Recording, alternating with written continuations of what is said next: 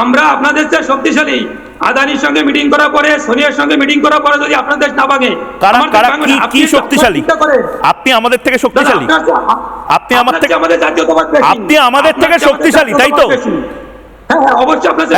আপনি নামটা বলে দিন, কোন প্রোটিন শেক খান সেই নামটা বলে দিন, সেই প্রোটিন শেকটা আমি খাওয়াবো সবাইকে।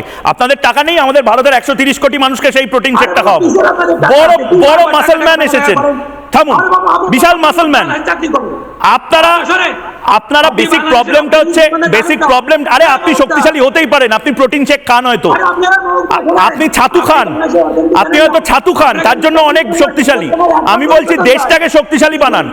আমরা দুর্বল হলেও আমাদের দেশটা, আপনাদের সাথে আমাদের পার্থক্যটা কি জানেন নরেন্দ্রবাবু? আপনাদের সাথে আমাদের পার্থক্যটা কি জানেন? শুনুন না, আপনার সাথে আমার পার্থক্যটা হচ্ছে আমরা দুর্বল হলেও আমাদের দেশটা সবল, আমাদের দেশটা শক্তিশালী।